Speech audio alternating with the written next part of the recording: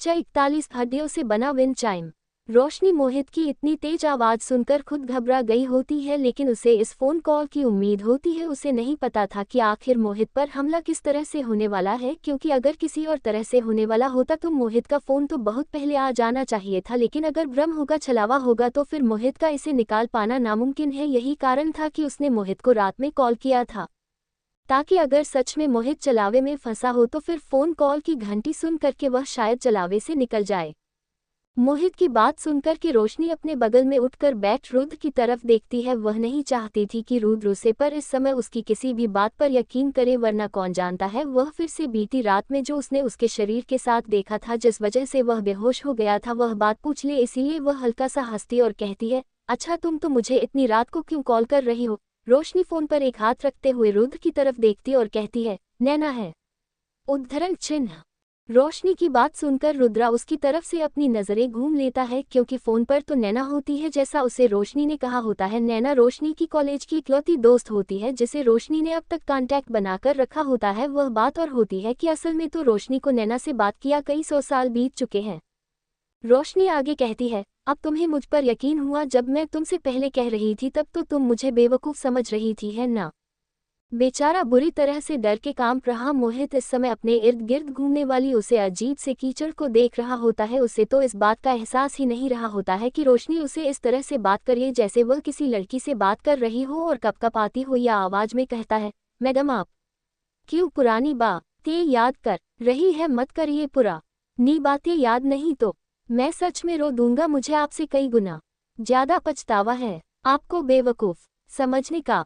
मोहित की आवाज़ सुनकर ही रोशनी अंदाजा लगा सकती थी, लेकिन वह रुद्र के सामने ज़्यादा कुछ नहीं कहना चाहती थी, इसीलिए वह तुरंत अपने टोन बदलते हुए थोड़ा हंसकर कहती है, ठीक है, अभी भी बहुत देर नहीं हुई है, बस तुम्हें मेरी बातें माननी पड़ेगी।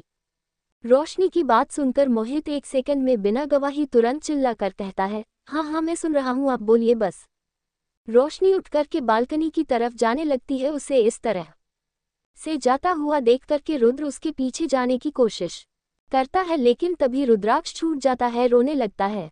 Yaha dekakara ki rosani rudra ko asara karati hai ki vaha rudraksa. Ko samhail aura kudar balakani memkail jati hai rudrana kahat. हुए भी रुद्राक्ष को संभालने लगता है और उसे दूध पिलाने लगता है। वहीं रोशनी बालकनी में खड़े होकर के ठंडी हवा का मजा लेते हुए कहती है, अभी क्योंकि वह आत्मा, मेरा मतलब वह प्रेत आत्मा है, इस समय अपनी पूरी शक्ति पर है, तो मैं कुछ नहीं कर सकती। उसके लिए हमें इसकी इनसाइड स्टोरी भी जानी पड़ेगी। लेकिन मैं तुम्हें एक बात याद दिला दूं, इस समय तुम्हारे घर में जो आत्मा मौजूद है वह किसी चीज़ से जुड़ी हुई है, यानी जब तक तुम वहाँ पर उसे जगह पर रहोगे जहाँ पर वह चीज़ है, तब तक तुम्हें भगवान भी नहीं बचा सकते। इसीलिए बिल्डिंग से बाहर निकालो और देखो, अगर तुम्हारे घर में गंगाजल हो तो उसे अपने पास रखना, और मेरी ताबीज भी, ये दोनों लेकर के बिल्डिंग से बाहर निकालो और सीधा मेरे अपार्टमेंट के पार्किंग लॉट में आ जाओ, नहीं तो किसी मंदिर के प्रांगण में चले जाओ। ये बात याद रखना कि तुम्हें सिर्फ आधी रात के 3:30 बजे तक का वक्त संभाल के बिताना है, क्योंकि उसके बाद ब्रह्म मुहूर्त की शुरुआत हो जाएगी, जिसमें कोई भी बुरी शक्ति ज़्यादा देर तक हमलावर नहीं रह सकती। ये सुनकर के मोहित के कान खड़े हो जाते हैं और वह बैग के नीचे से निकाल कर अपनी पार्किंग लॉट में भगाने के बारे में सोचने लगता है। कितने में उसे रोशनी की आवाज़ सुनाई देती है, लेकिन एक बात याद रखना, एक बार तुम अपने अपार्टमेंट से बाहर निकलोगे उसके बाद वह छलावा पूरी कोशिश करेगा कि तुम उसके बहकावे में आ जाओ, पर तुम कभी भी पीछे मुड़कर मत देखना या फिर उसकी आंखों में मत देखना। जिस पल तुम उसके बहतवे में पड़ गए, इस समय तुम्हारी मदद कोई नहीं कर पाएगा। ये सुनकर के मोहित थोड़ा घबराते हुए कहता है, आप ही आ जा, ये ना मेरी मदद कर दीजिए प्लीज़। ये सुनकर के रोशनी बोलती है, मैं तुम्हारी मदद नहीं कर सकती, क्योंकि हर इंसान को अपनी लड़ाई खुद लड़नी होती है, और वैसे भी ऐसी भूतिया चीज़ों को अपने घर में रखने के बाद तुम मुझे एक्सपेक्ट करते हो कि मैं आधी रात में वहाँ पर आकर तुम्हारी मदद करूँ। तुमने मुसीबत खड़ी किया खुद। लिप्टन, जब तुम अपना एक कदम आगे बढ़ाओगे तो सारी दुनिया तुम्हारी मदद के लिए आगे बढ़ेगी, बाकी भगवान का नाम लो, सब कुछ ठीक है। इतना बोल करके रोशनी फ़ोन कट कर देती है और अंदर जाकर के फ़ोन को साइड टेबल पर रखती है, और देखते हैं कि किस तरह से रुद्र ने रुद्राक्ष को सुला दिया है और खुद भी सो जाती है। वही रुद्र उसे सोता हुआ देख करके उससे पूछता है, क्या कहा नैना ने, और अचानक से इतनी रात में फ़ोन करने की क्या ज़रूरत पड़ गई।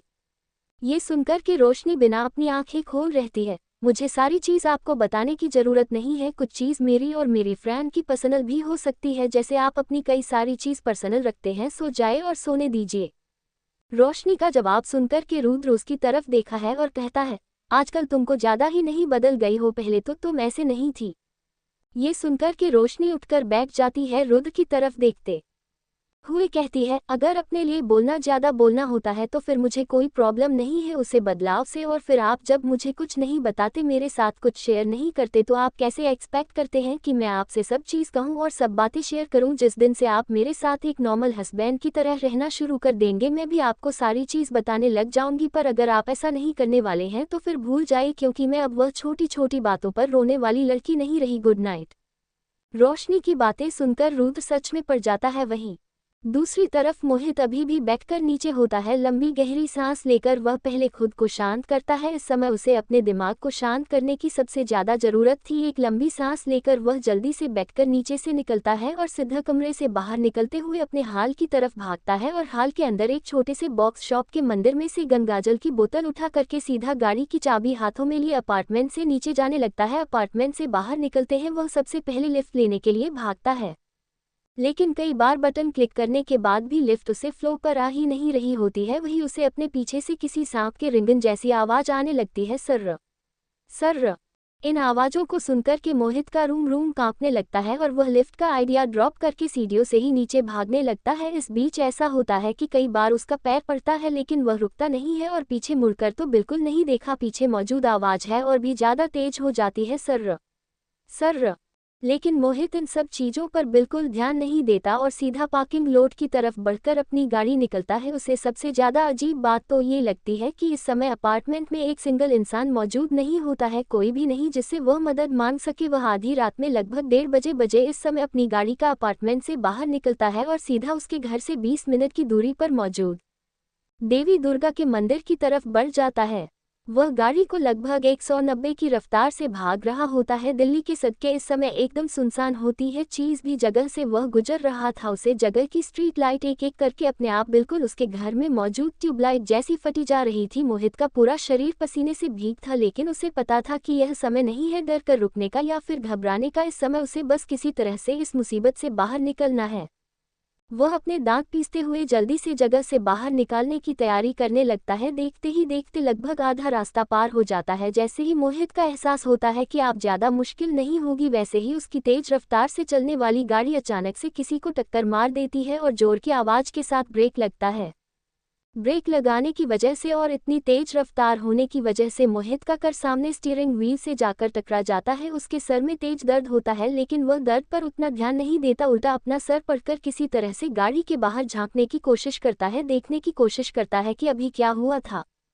लेकिन वह जैसे ही पीछे मुड़ने को होता है उसे याद आता है रोशनी का वह बात कि छलावा हमेशा तुम्हें फंसाने की कोशिश करेगा पर तुम्हें उनमें फंसा नहीं है, और पीछे मुड़कर तो कभी नहीं देखना है, किसी भी चल में मत फंसना। ये बात याद करके मोहित सच में पड़ जाता है। उसे समझ नहीं आता कि आखिर उसे क्या करना चाहिए। वह शांत करके खुद को गाड़ी के बोनट पर रखी गंगाजल की बोतल और उसके गले में बंधी रोशनी की दी हुई ताबीज को याद करके वह अपनी सीट बेल्ट खोलना है। उसने अपने हाथ में गंगाजल की बोतल टाइट से पड़ी हुई थी और जैसे ही वह गाड़ी का दरवाजा खोलने को होता है, इसकी खिड़की पर एक जोरदार छाप की आवाज से लाल रंग का लिक्विड फेंका जाता है। क्योंकि उसने गाड़ी का कांच ऊपर करके रखा था, इसलिए वह पूरा लिक्विड उसकी गाड़ी के गिलास के ऊपर रहता है। धीरे धीरे जैसे ही वह लिक्विड साफ होता है, उसके सामने वह प्रेत आत्मा का डरावना चेहरा आ जाता है और वह इतना ज्यादा डर जाता है कि वह एक्सीलेटर पर पांव रखकर गाड़ी को तेज रफ्तार से भागने लगता है। गाड़ी को जल्दी से चलाए रहा होता है किसी अपनी गाड़ी की छत पर से भब भब तब भब से किसी के मरने की आवाज सुनाई देती है। वह अपना सर उठाकर देखता है तो उसकी गाड़ी के छत पर एक बड़ा सा डेंट पड़ा होता है। वह घबराते हुए गाड़ी को घुमाता है और बिल्कुल मंदिर के दरवाजे के सामने रुकते हुए तुरंत जल्दी से गाड़ी का दरवाजा खोलकर मंदिर की सीढ़ियां चढ़ने लगता है। वह जैसे ही पहली सीढ़ी पर अपना पैर रखता है, कोई पीछे से इसका पैर पकड़ लेता है और जब वह पीछे देखा है तो वह कीचड़ जैसी चीज उसके पैरों के ऊपर बिल्कुल किसी सांप की तरह लपकती हुई रहती है।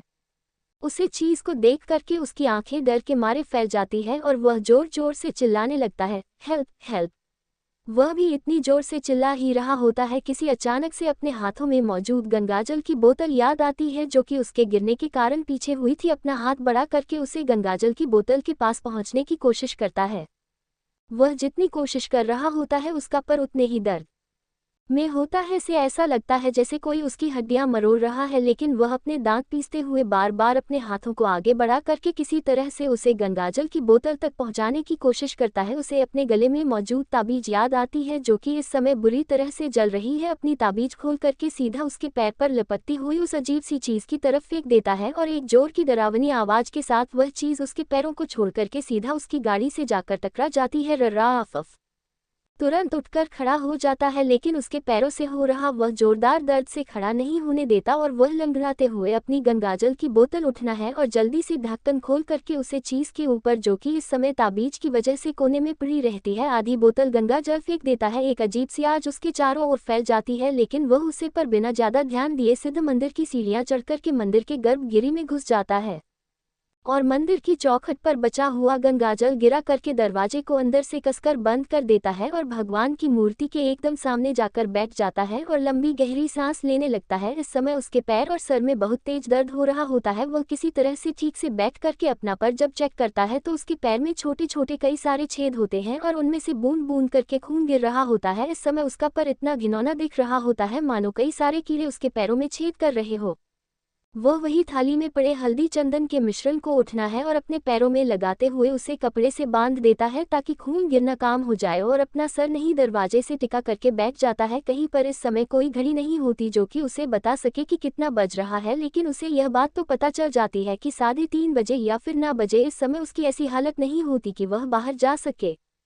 सुबह के समय लगभग 5:30 बजे रोशनी का अलार्म बजना है और उसकी आंखें खुल जाती। वह अपने बगल में देखती है तो रुद्रमा नहीं होता। उसे पता था कि रुद्र सुबह सुबह जॉगिंग करने जाता है और 5 बजे उठ जाता है और वैसे भी कोई भी भूत या पिशाच रुद्र पर हमला करने से पहले 2 बार सोचेगा। रुद्र अपने आप में ही इतना डरावना होता है और फिर अगर रुद्र को कुछ हो गया तो फिर आकृति क्या करेगी, इसलिए उसे अच्छे से पता होता है कि रुद्र इस जन्म में नहीं बल्कि पिछले जन्म में भी जिस तरह से बुढ़ापे तक दिया था इस बार भी वैसे ही होने वाला है। उल्टा रोशनी तो अपना फोन उठा करके सिद्धा मोहित को कॉल करती है। कई बार कॉल करने के बाद भी दूसरी तरफ कोई फोन नहीं उठा रहा होता है। ये देख करके रोशनी थोड़ा डर जाती है और सोच में पड़ जाती है मोहित को कहीं कुछ हो तो नहीं गया, लेकिन कैसे हो सकता है। मोहित मेंटली इतना ज्यादा स्ट्रांग है कि किसी छलावे के बहकावे में वह कैसे आ सकता है, पर पिछली बार भी तो वहां ही गया था ना। रोशनी उठ करके नहाती है, तैयार होती है और फिर किचन में आकर ब्रेकफास्ट बनाने लगती है। देखते ही देखते सुबह के 7 बजे बज जाते हैं। रोज घर में जाकर नहा धोकर इस समय डाइनिंग टेबल पर बैठा होता है। रोशनी उसके सामने ब्रेकफास्ट रखती है और रुद्र का फोन बजने लगता है। वह फोन चेक करता है तो कोई अननोन नंबर रहता है। ये देखकर रुद्र हैरान हो जाता है क्योंकि उसका पसंद नंबर तो गेम चुन के लगभग 10 से 15 लोगों के पास था, तो फिर यह किसने उसे कॉल किया। रुद्र कॉल उठना है तो दूसरी तरफ की बात सुनकर के वह इतना ज्यादा हैरान हो जाता है कि वही ब्रैक पर बटन लग रही रोशनी भी उसकी तरफ हैरानी से देखने लगती है। तुम हो कहाँ पर और तुम्हारे पैर पर यह चोट कैसे लगी, तुम चल तो पा रहे हो ना। ठीक है तो वहीं रुको, मैं किसी को भेजता हूँ। रोशनी खुद को रोक नहीं पाती है और रुद्र से पूछने लगती है किसका फोन था। ये सुनकर के रुद्र एक बार रोशनी की तरफ देखा है और फिर कल रात की बात को सो करके बिना ज्यादा समय बताए उसे तुरंत बता देता है। मोहित का कॉल था, उसका कोई एक्सीडेंट हो गया है और उसके पैर में थोड़ी चोट लग गई है, इसीलिए वह किसी और के नंबर से मुझे कॉल कर रहा था। एक्चुअली उसकी फैमिली यहाँ नहीं रहती और वह ज़्यादा लोगों को जानता नहीं है, तो इसीलिए उसने मुझे कॉल किया। ये सुनकर कि मोहित सेफ है, रोशनी है राहत की सांस लेती है और रुद्र की तरफ देखने रखी है। वह देखी है कि आखिर किस तरह से रुद्रा अपने दूसरे एम्प्लॉय को कॉल करके उसे मोहित को पिकअप करने के लिए कहता है। इसके बाद वह ब्रेकफास्ट करने लगता है। लगभग 1 घंटे बाद जब रुद्र घर से बाहर निकलने वाला होता है तभी अचानक से किसी का कॉल आता है। वह कॉल उठा करके बात करने लगता है। रोशनी हाल में सोफे पर बैठे बैठे रुद्राक्ष को दूध पिलाते हुए उसी की तरफ देख रही होती है। रुद्र जैसे कॉल कट करता है वह उसे पूछने लगती है किसका फोन था।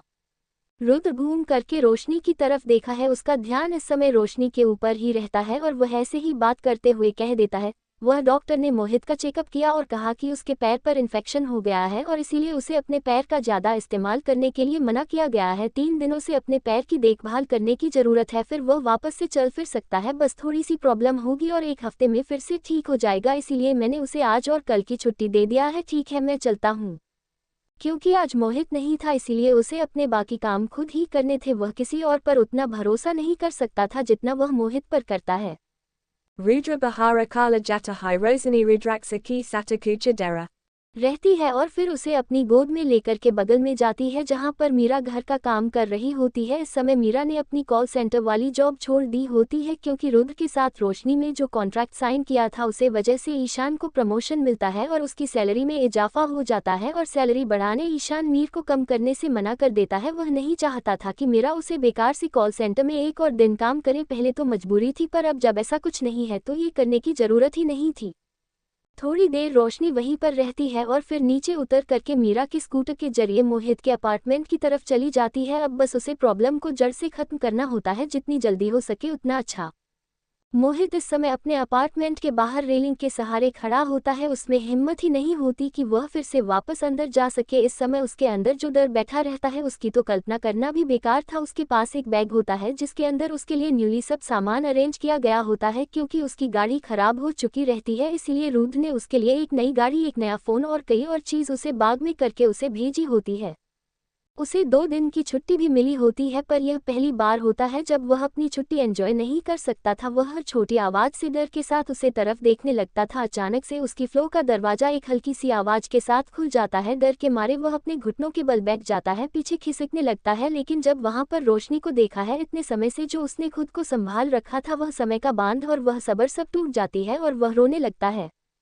मैडम आप इतनी लेट करके आई, मुझे तो लगा मैं तो परी हो गया, क्यों रात में मेरी मदद नहीं की, देख रही है मेरा पर डॉक्टर ने कहा कि मेरा पर लगभग सब गया है, उसे चीज़ में मेरे पर को सिर्फ 2 मिनट के लिए पड़ा था और मेरी ऐसी हालत हो गई, अगर मैं उसके साथ पूरा होता तो मेरा शरीर कोई देखकर पहचान भी नहीं पता, अभी मेरी शादी भी नहीं हुई, बच्चे भी नहीं हुए, मैं मर जाता तो मेरे मम्मी पापा का क्या होता है, पूरी हैकर इंडस्ट्री में तूफान आ जाता, सब सोचने लगता कि मैं सुसाइड कर लिया। आप कहाँ थी मैडम, आप इस तरह से कैसे कर सकती है अपने पति के इकलौते सेक्रेटरी के साथ।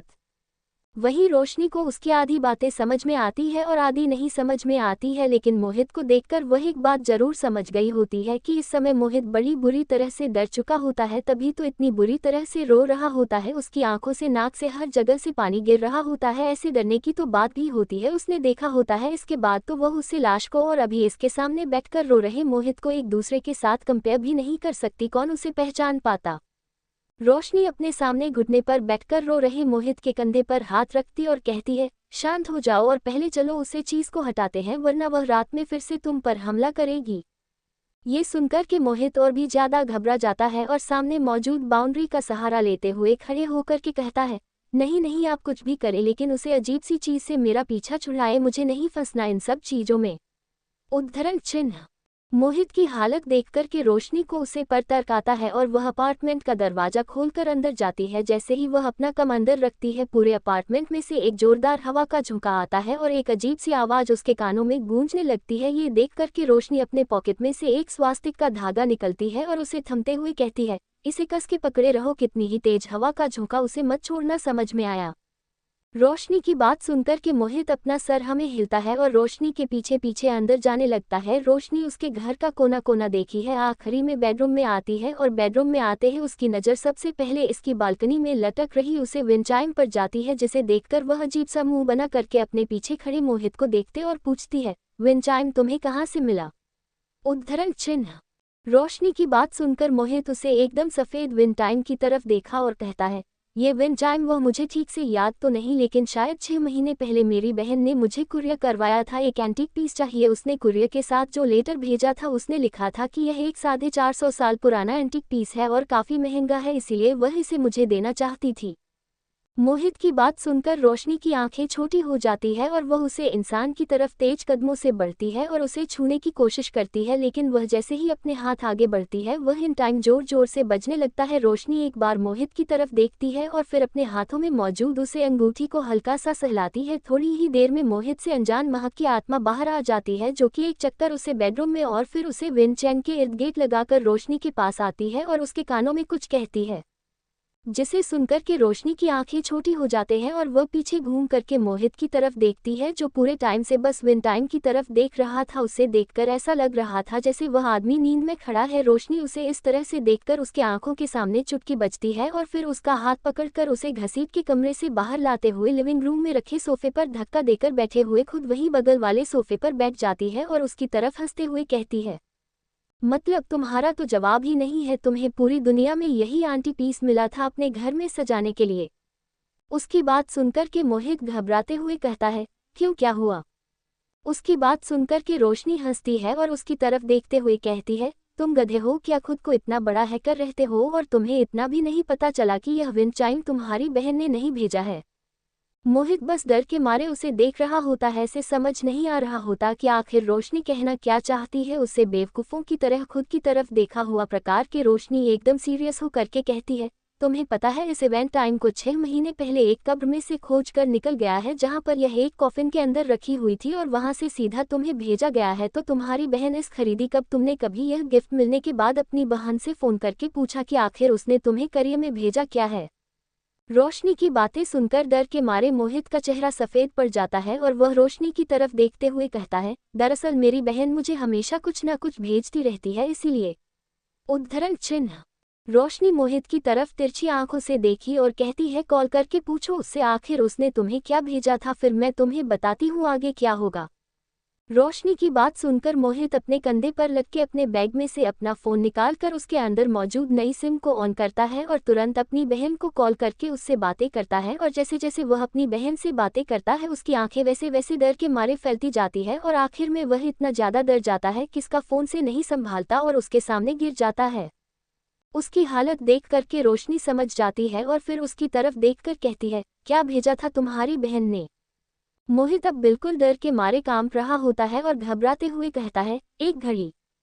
ये सुनकर कि रोशनी अपनी आंखें छोटी करते उसकी तरफ देखती और कहती है, ये समय इतना घबराने का नहीं है, बाद में पता करना कि तुम्हें वह भेजा किसने। पहले मेरी बात सुनो, तुम जानती भी हो कि वह विंचैन किस चीज़ से बना है? एक जिंदा लड़की की हड्डियों से। खुद सोचो, एक लड़की जो कि जिंदा थी और सिर्फ 16 साल की थी, उसकी हड्डियों को उसके शरीर से निकाल करके इस विंचाइम के रूप में तराशा गया था। इतनी दर्दनाक हालत में उसे लड़की की मौत हुई थी कि उसकी आत्मा इस विंचैन के सेल के अंदर दास कर रह गई थी। धरती के नीचे दबे होने के कारण वह कुछ नहीं कर पा रही थी, पर अब जबकि वह आज़ाद हो चुकी थी और तुमने उसे 6 महीने तक इस्तेमाल भी किया, तो वह तुम्हारी जान के पीछे पड़ी है, क्योंकि वह समझता है तुम वह इंसान हो जिसने उसकी हड्डियां निकली है और उसे ऐसा बनाया है। और यही कारण है कि अब वह तुम्हारी हड्डियों के पीछे पड़ी है। जब तक वह तुम्हारी हड्डियां तुम्हारे शरीर से निकल नहीं देती तब तक पीछे नहीं हटने वाली। रोशनी की बात सुनकर के मोहित अपनी आंखें बड़ी करके हैरानी से देखने लगता है और उसे चक्कर आने लगते हैं। जब 42 रोशनी करने वाली है हमला। मोहित की हालत देखकर रोशनी को उसे पर बिल्कुल भी तरस नहीं आ रहा था। मोहित की ही गलती थी, ये तो छोटे छोटे बच्चों को भी पता था कि कोई भी ऐसी चीज़ इसके बारे में कुछ पता ना हो उसे छूना नहीं चाहिए। और अगर तुम्हारी बहन ने भेजा भी था तो भी तुम्हें एक बार उसे फ़ोन करके कंफर्म तो करना ही चाहिए था किसने क्या भेजा। बस उसने बोल दिया और तुमने मान लिया। आप भूतनी तो तुम्हारे पीछे पड़ी है ना। वह मोहित को बेहोश नहीं होने देता, बल्कि वहीं पर डाइनिंग टेबल पर रखा बोतल को उठा करके खोल करके एक बोतल पानी उसके चेहरे पर मरती है। मोहित जो कि डर के मारे अब बेहोश हो चुका होता है, अचानक से उठ जाता है और चिल्लाकर कहता है, आ। रोशनी उसकी तरफ देखती और कहती है, इस तरह से बर्ताव करने की कोई ज़रूरत नहीं है। तुम किस्मत वाले हो कि तुम्हारी जान बच गई, वरना कल का हमला जितना जानलेवा था उसके बाद तो सिर्फ तुम्हारा पर ही नहीं तुम पूरे के पूरे जाते। मोहित लंबी गहरी सांस लेता है और अपने सामने खड़ी रोशनी को देखते हुए कहता है, मैडम तो भी क्या करना चाहिए उसे? हड्डियों को में घर में रखना चाहिए। मोहित की बात सुनकर रोशनी पानी के बोतल कॉफ़ी टेबल पर रखते हुए कहती है, तुम्हें मैं भूत पाटों के बारे में बहुत ही ज़रूरी बात बताना चाहती हूँ। इन आत्माओं और भूत पाटों को बुलाना जितना आसान होता है, इन्हें किसी के पीछे छोड़ना जितना आसान होता है, किसी का इनसे कांटेक्ट करना जितना आसान होता है, उससे कहीं ज़्यादा मुश्किल लेने भागना होता है। खास करके तब जब ये काफ़ी ज़्यादा समय से किसी एक जगह पर टिकी हुई है, यानी कि अटैच है। और तुम यह मत सोचो कि सिर्फ कल का हमला था जो जानलेवा था। इससे पहले भी जितनी रात तुम उसे कमरे में सोए होंगे और उसे विंचैन की आवाज़ तुमने सुनी होगी, उन सारी रातों की कीमत ये होगी कि तुम्हारी जिंदगी से कई साल की उम्र कम होगी, क्योंकि वह विंची के हिलने से आवाज़ नहीं आ रही थी, बल्कि वह आत्मा रो रही थी दर्द से, और अनजाने में ही सही गलती तो तुमने ही की है। रोशनी की बात सुनकर के कि उसकी उम्र कम होगी, वह और भी ज़्यादा डर जाता है और रोशनी की तरफ देखते हुए कहता है, आप कब से मुझे डरा रही है? बस सही से बात क्यों नहीं रही कि मुझे क्या करना चाहिए? मोहित की बात को सुनकर रोशनी उसकी तरफ देखती है और कहती है, मैं तुम्हें डरा नहीं रही हूँ, बल्कि सच बता रही हूँ जो तुम्हें जानने की ज़रूरत है। सबसे पहले तो तुम्हें कुछ दिनों के लिए इस घर में नहीं रहना चाहिए, बल्कि कहीं और चले जाना चाहिए। दूसरा, मेरी कही हुई जितनी भी बातें हैं वह सब तुम्हें याद रखनी चाहिए और आगे ऐसी चीज़ों से बच के रहना चाहिए। तीसरी बात, जब मैं इस प्रेत आत्मा को इस घर से भगाऊं तो इस घर के अंदर तुलसी का पौधा, गंगाजल का छिड़काव और कुछ अभिमंत्रित चीज लगा देना, ताकि प्रेत आत्मा के रहने की वजह से यहाँ पर जो असर हुआ है वह काम हो। और यह घर में तो कहूँ भेज दो, जब तक कि तुम्हारा नाम से जुड़ा रहेगा तब तक तुम्हारे लिए बिल्कुल अच्छा नहीं है। मोहित रोशनी की सारी बातों पर अपना सर हम हिला रहा था। उसे कोई प्रॉब्लम नहीं थी यह जगह बेचने में, वैसे भी वो कितने दिनों से खुद के लिए थोड़ा नया और बड़ा घर लेना चाहता था और उसने प्रॉपर्टी भी देख रखे थे और डाउन पेमेंट भी कर दी थी, बस वहां जाकर रहना था। वह तो उसका खुद का आलस था जो वह इस मनोज जगह पर टिका हुआ था, इसीलिए वह सब बातों पर हमें यहाँ मिलता है। पर रोशनी की अगली बातें सुनकर के वह दंग रह जाता है। रोशनी अपनी बातें पूरी करते हुए कहती है, आज रात को 2 बजे तुम मेरे साथ यहाँ पर आओगे ताकि हम लोग उसे प्रेत आत्मा को भगा सके। ये सुनकर के मोहित तुरंत खड़ा हो जाता है और अपने पैर का दर्द भूल जाता है और कहता है, 2 बजे और मैं आप अकेले नहीं कर सकती, मुझे क्यों वापस बुला रही है? प्लीज अकेले कर लीजिए, मुझे मत बुलाएं, मैं बहुत डर गया हूँ वापस से, नहीं मुझे हार्ट अटैक आ जाएगा। मोहित इतनी जल्दी कहता है कि रोशनी को कुछ समझ नहीं आता और उसे चिल्लाकर चुप करते हुए कहती है, अपनी बार बंद करो और चुप रहो, समझ में आया कि घर तुम्हारा है, ये प्रेत आत्मा भी तुम्हारी वजह से आई है, तो मैं अकेले तुम्हारे लिए मेहनत क्यों करूं? रोशनी की डांट सुनकर के मोहित चुप हो जाता है, बैठ करके अपनी किस्मत को कोसने लगता है। रोशनी उसे इग्नोर करते हुए कहती है, देखो यह मामला बहुत कॉम्प्लिकेटेड है, इंसानी शरीर अगर किसी प्रेत आत्मा के संपर्क में आता है, खासकर कैसे छलावों के, तो उसकी डैमेज है, इसीलिए हमें बहुत सोच समझ करके ये काम करना होगा, वरना वह तुम्हारे पीछे फिर से आ जाएगी। सबसे पहले एक बात याद रखो, छलावे हमेशा रूप लेकर आते हैं या किसी चीज के सहारे आते हैं, तुम्हारे केस में वह चीज यह विंड चाइम है। इस आत्मा को हम लोग पूरी तरह से तभी भाग सकते हैं जब यह अपनी पूरी चरम सीमा पर हो, और हम इसे हर दे वह काम मैं कर लूंगी, लेकिन तुम्हें पूरे समय मेरे साथ रहना होगा। इस आत्मा को स्क्रीन चाहिए में वापस से कैद करने के बाद हमें इसे जल करके गंगा नदी में फेंक देना है, और यह का हम लोग तब तक नहीं कर सकते जब तक कि हम इसे कैद ना कर ले। मोहित अपना मुंह गिराया अपना सर हाँ में हिलता है और कहता है, जो आपको करना है कर लीजिए, बस मेरा पीछा छुड़ा दीजिए। वैसे कोई ऐसा तरीका है जिससे मेरी उम्र पर इसका ज्यादा असर न पड़े? मोहित की बात सुनकर के रोशनी थोड़ा सीधे होती है और कहती है, उसके बारे में बाद में बात करते हैं, पहले मेरी बात सुनो। तुम्हें मेरे साथ रहना है तो तुम मेरे साथ एकदम वैसे ही रहना चाहते हो जिससे कि तुम एक बार फिर से चलावे के जाल में फंस जाओ, या फिर तुम चाहते हो कि मैं तुम्हें कोई कवच दे दूं? रोशनी की बात सुनकर मोहित उसे ताबीज को याद करता और कहता है, उस ताबीज जैसा? रोशनी अपना सर हमें हिलती है। मोहित तुरंत अपना हाथ आगे बढ़कर कहता है, आप इंतजार मत करिए, मुझे दे दीजिए, मेरे अंदर इतना मेंटल पेशेंट नहीं है कि मैं फिर से वह सब चीजों से गुजरूं। मोहित की बात सुनकर के रोशनी अपना सर हमें हिलती और खुद अपना हाथ आगे बढ़ते हुए कहती है, एक नॉर्मल ताबीज का 50,000 और एक हाई लेवल ताबीज का 1,00,000 रुपए, तुम डिसाइड करो तुम्हें कौन सी चाहिए और जल्दी से पैसे ट्रांसफर कर दो, कुछ भी चलेगा, ऑनलाइन करना चाहते तो ऑनलाइन कर लो, कैश देना है तो कैश दे दो। रोशनी की बात सुनकर मोहित का हाथ जो आगे बढ़ा होता है लटक जाता है और वह रोशनी की तरफ आंख और मुंह फाड़ कर देख रहा होता है, आप तो मेरी मदद करने वाली थी, फिर पैसे? उसकी ऐसी हालत देखकर के रोशनी अपने बाल झड़कती और कहती है, देखो पहले बता देता हूँ, इस दुनिया में कुछ भी फ्री में नहीं मिलता, मैं तुम्हारे पूरे जिंदगी बचाने का काम कर रही हूँ और तुम्हें 1,00,000 रुपए देने में तकलीफ हो रही है। रोशनी की बात सुनकर के मोहित बिना सोचे समझे कहता है, नहीं आप चिंता मत करिए, आप बस मुझे वह ज्यादा वाली ताबीज दे दीजिए, मैं आपको पैसे ऑनलाइन ट्रांसफर कर दूंगा। रोशनी अपना सर हाँ में मिलती और कहती है, वेरी गुड, लेकिन क्योंकि मैं तुम्हारे अपार्टमेंट में से उसे प्रेत आत्मा को भगा रही हूँ इसलिए मुझे उसके भी पैसे चाहिए, 5,00,000 रुपए, और वैसे भी तुम तो रुद्र सिंघानिया के इकलौते सेक्रेटरी हो तो तुम्हारे लिए 5,00,000 रुपए ज्यादा थोड़ी ना होंगे, इसीलिए मुझे ट्रांसफर कर देना। रोशनी की बात सुनकर के मोहित मन ही मन रो रहा होता है, सो रहा होता है, मेरी 1 महीने की सैलरी 1 घंटे में खत्म हो गई, इस कदर इन्होंने मुझे लूटा है। इनका पति छोटी छोटी बातों पर पैसे काट लेता है और यह एक बार में आकर पूरा बैंक खाली करने में लग जाती है। मोहित थोड़ा सा खिसिया आई हुई हंसी के साथ कहता है, मैडम कुछ डिस्काउंट तो दे दीजिए, थोड़ा सा ज्यादा नहीं। ये सुनकर के रोशनी उसकी तरफ एक नज़र डालते हैं ऐसे उठकर जाते हुए कहती है, मैं कुछ नहीं कर सकती, तुम्हें पहले से ही डिस्काउंट मिला है क्योंकि तुम मेरे पति के अच्छे दोस्त हो, अब और एक्सपेक्ट मत करो, और अगर तुम्हें सच में डिस्काउंट चाहिए तो भूल जाओ, किसी और को ढूंढो। ये सुनकर के मोहित तुरंत खड़ा हो जाता है, रोशनी के सामने घुटनों के बाल बैठते हुए कहता है, मैडम मत जाए, सॉरी आप ही तो मेरी करता धरता है, प्लीज मत जाए, मैं पैसे दे देता हूँ ना, अभी पैसे ट्रांसफर कर देता तुरंत।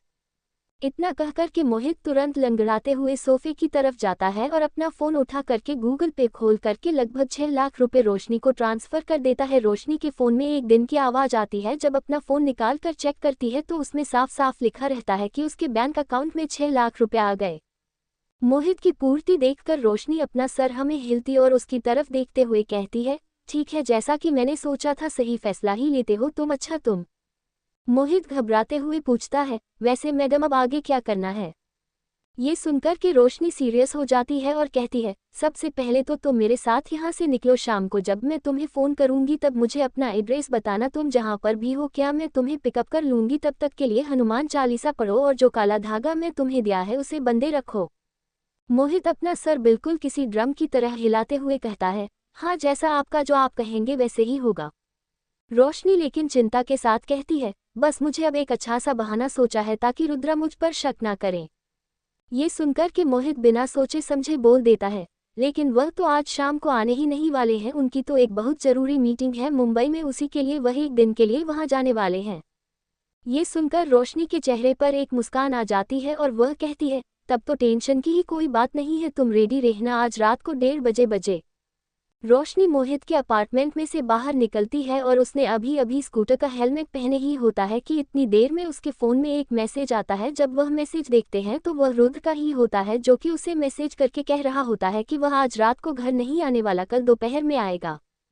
रोशनी अभी हेलमेट पहनती है, कितने में मोहित उसके सामने आकर खड़ा हो जाता है और कहता, मैडम आप मुझे प्लीज़ छोड़ देंगे, वहाँ पर मुझ में हिम्मत नहीं है कि मैं अकेले जाऊँ। ये सुनकर के रोशनी को याद आता है कि कैसे उसने मोहित से 6 लाख रुपए लिए हैं, इसीलिए फिर वह हाँ बोल देती है, कहती है, बैठो। मोहित जल्दी से पीछे बैठ जाता है। रोशनी उसके बताए गए एड्रेस के अनुसार उसे लगभग आधे घंटे के रास्ते के बाद उसे जगह पर छोड़ देती है। पूरी रास्ते भर उसके पीछे पीछे बैठा मोहित यही सोच रहा होता है, एक बार बस ये आत्मबरी प्रॉब्लम पूरी हो जाए, उसके बाद जिस इंसान ने मेरे लिए इतना बड़ा गड्ढा खोदा है उसे इंसान को इस गड्ढे में फेंक के मारूंगा। रोशनी मोहित को बिल्डिंग के बाहर छोड़ देती है और बिल्डिंग को देखने लगती है। उसे इस तरह से देख करके मोहित उसे बताते हुए कहता है, यहाँ पर कार्तिक रहता है, इसीलिए मैं यहाँ पर रह रहा हूँ, कम से कम जब तक मेरे नए घर में मैं फर्नीचर सेटअप ना कर लूँ तब तक। रोशनी को कार्तिक की बिल्डिंग में से कोई भी ऐसी ताकत का एहसास नहीं होता है जो कि खतरे से भारी हो, इसलिए अपना सिर हिलाती है और फिर हेलमेट टाइट करके वापस घर की तरफ चल जाती है। बस उसे यह नहीं पता होता कि मोहित उसके पीछे था और उन दोनों के बीच जो बात हुई यह सब कुछ कोई रिकॉर्ड कर रहा था। मोहित ऊपर चला जाता है लंगड़ाते हुए और वह आदमी जो कि यह सब रिकॉर्ड कर रहा था अपने छुपाने की जगह से बाहर आता है और तुरंत किसी को कॉल करते हुए कहता है, मैं अभी आपको एक वीडियो भेजा है, उसे देखिए और बताएं आगे क्या करना है। तो क्या लगता है रोशनी उसके आत्मा को कैसे रोकने वाली है और आखिर यह कौन था जिसने उसकी वीडियो रिकॉर्ड की? जब 43 प्रेत आत्मा से प्रेत आत्मा की टक्कर। रोशनी घर में बैठे बैठे अपने बैग को रेडी कर रही होती है। इस समय रात के 11:30 बज रहे होते हैं। उसने जरूर का जितना सामान था सब अच्छे से पैक कर लिया होता है। वह लंबी गहरी सांस ले रही होती है कि पहली बार बड़ा होता है जब वह अपनी असलियत का खुद सामना करने वाली होती है, जब वह उन शक्तियों से लड़ने वाली होती है जिसके लिए उसे ये दूसरा मौका मिला था। महक की आत्मा इस समय उसके हृदय घूम रही होती है और उसे इतनी चिंता में देखकर एक बार फिर से गिरी हुई अपनी आंखों को उठाकर फिक्स करते हुए कहती है, घबरा तो तुम ऐसे रही हो जैसे कि बहुत बड़े युद्ध पर जा रही है। ये बात तुम भी जानती हो कि इस लेवल के छलावे से लड़ना तुम्हारे लिए बहुत मुश्किल नहीं है। हाँ, बस मुझे वहां मत भेजना, नहीं तो मेरी ताकत सोख करके और शक्तिशाली हो जाएगी। महक की आत्मा की डरावनी आवाज में ये सारी बातें सुनकर के दूसरा कोई तो डर जाता, लेकिन रोशनी जिसे इन सब की आदत हो चुकी थी वह हल्का सा हंसते हुए कहती है, यार तुम इतनी डरावनी आवाज में मुझसे बात कर रही हो, मुझे तो ऐसा लग रहा है जैसे तुम मुझे समझ नहीं रही हो बल्कि डरा रही हो। रोशनी की बात सुनकर के महक की आत्मा धुंध में गायब हो जाती है, पर उसके पीछे पीछे का आवाज रह जाती है, तुम चिंता मत करो, तुम जीत जाओगे। ये सुनकर के रोशनी के चेहरे पर एक हल्की सी मुस्कान होती है। रोशनी अपना बैग पहन करके घर से बाहर निकलती है। इस समय सभी लोग सो रहे होते हैं क्योंकि रात का समय होता है। रोशनी ईशान के घर के दरवाजे के बगल में से होकर गुजरती है जहां पर इस समय उसने रुद्राक्ष को दिया होता है। वहां से जाते जाते उसकी नज़र उसके घर पर टंगे नजर बट्टू पर जाती है जिसे उसने जिद करके टंगाया होता है। सब कुछ सेफ है ये देख करके रोशनी निकलती है, लेकिन वह सीढ़ियों से नहीं जाती बल्कि उसे अपार्टमेंट के बालकनी से होते हुए पीछे की खिड़की से नीचे देखी है। सेकंड फ्लोर पर उनके अपार्टमेंट होता है। रोशनी सेकंड फ्लोर से नीचे एक लंबी छलांग लगती है। और एकदम सेफली नीचे उतर के पीछे मौजूद मीरा की बाइक जिसे उसने दोपहर में वहां पर करके रखा था उसे स्टॉप करती है। कोई भी बॉडीगार्ड उसे नहीं देख रहा होता है और उसने यहाँ पर इंस्टॉल किए गए कैमरास को पहले ही मोहित की मदद से बेकार किया होता है, इसीलिए उसे किसी के पकड़े जाने का डर भी नहीं रहता। वह सुनसान रात में एकदम तेजी के साथ अपनी स्कूटी को भागती है। उसे ब्लैक कलर के ट्रैक पैंट्स और ब्लैक जैकेट के साथ अपना हेलमेट पहना होता है। कोई देखकर का भी नहीं सकता था कि कोई लड़की रात में निकली है।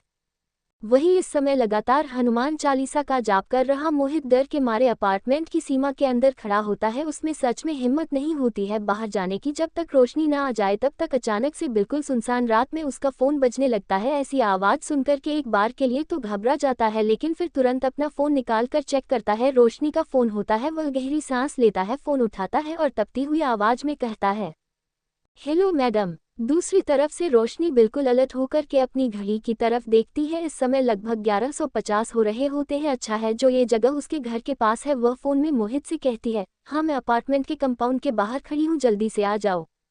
रोशनी की बात सुनकर के मोहित एक सेकंड में नहीं रुकता और सीधा भागते हुए बिना कुछ सोच समझ जल्दी से कंपाउंड के सामने आता है। इस समय वह भागते हुए इतना केमिकल लग रहा होता है, कई बार तो वह लुढ़क के भी गिर जाता है क्योंकि उसके दूसरे पैर में चोट लगी होती है। रोशनी उसकी हालत देखी है और उसे सच में इस आदमी पर अब तक हंसने लग गया होता है। एक ही दिन में पैसा भी गया, तबीयत भी गई और अगर आज उसने ठीक से काम नहीं किया तो जिंदगी भी चली जाएगी। मुझे इसके ऊपर तरस खाकर इसे और ज्यादा परेशान नहीं करना चाहिए और उसकी ठीक से मदद करनी चाहिए। मोहित आकर के बिना रुके जल्दी से रोशनी के पीछे बैठ जाता है और अपना हाथ से स्कूटर के पीछे लगे हैंडल को कस के पकड़ लेता है और जल्दी से कहता है, मैडम आपको पक्का यकीन तो है ना कि आज इस प्रॉब्लम का परमानेंट सॉल्यूशन निकल जाएगा? मुझे अपना दूसरा पर नहीं खोना है।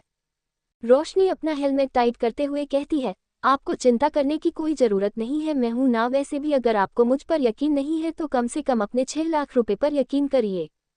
इतना कहकर रोशनी स्कूटर ऑन कर देती है। लगभग आधे घंटे के समय में वह लोग मोहित के अपार्टमेंट के नीचे होते हैं। स्कूटर पार्क करके वह लोग अंदर जाने लगते हैं। मोहित आदत से मजबूर लिफ्ट की तरफ बढ़ता है, लेकिन रोशनी से पीछे से टूटते हुए कहती है, हम लोग लिफ्ट से नहीं जा सकते। ये सुनकर के मोहित उसकी तरफ देखा है और लिफ्ट से दूर हो जाता है। रोशनी बिना उसकी तरफ देख सीढ़ियों की तरफ बढ़ते हुए कहती है, तुम शायद ऑब्जर्व नहीं करते पर तुम्हारे घर की ट्यूबलाइट फटी हुई थी। स्ट्रीट पर भी कई सारी स्ट्रीट लाइट टूटी हुई थी। जब ऐसी कोई डार्क एनर्जी की मैग्नेटिक फील्ड काफ़ी ज़्यादा स्ट्रांग होती है और अगर यह ऐसी किसी सोर्स से टकराए, स्पेशली टेक्निकल सोर्सेज, तो फिर ज़्यादातर केसेस में ऐसी चीज़ खराब हो जाती है और तुम्हारी प्रेजेंट सेंस करने के बाद अगर उसे डार्क एनर्जी ने अटैक करना जहाँ तो लिफ्ट ऊपर जाएगी या फिर सीधा नीचे जाएगी, इस बात की गारंटी मैं नहीं ले सकती। मोहित सीढ़ियों की रेलिंग का सहारा ले लेकर बड़ी मुश्किल से ऊपर चढ़ रहा होता है और घबराकर पूछता है, मैग्नेटिक फील्ड? उद्धरण चिन्ह।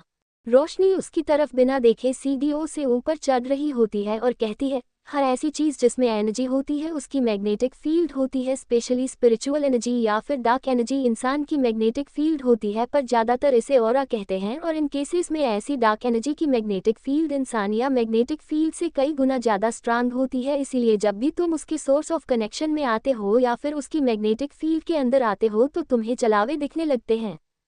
पहुंचने की बात सुन करके मोहित अपना सर हमें बुलाता है। उसे अच्छी तरह से याद था जब वह बेचैन के एकदम करीब था तब तो वह इस तरह से बेसुध हो गया था कि वह ऑलमोस्ट बालकनी की रेलिंग पर खड़ा था और 15 मंजिल से नीचे कूदने वाला था। अगर ऐसा होता तो उसकी हड्डियों का चूरा बन गया होता। वह तो अच्छा वह सही टाइम पर फोन की घंटी बाजी नहीं तो उसकी घंटी बज जाती।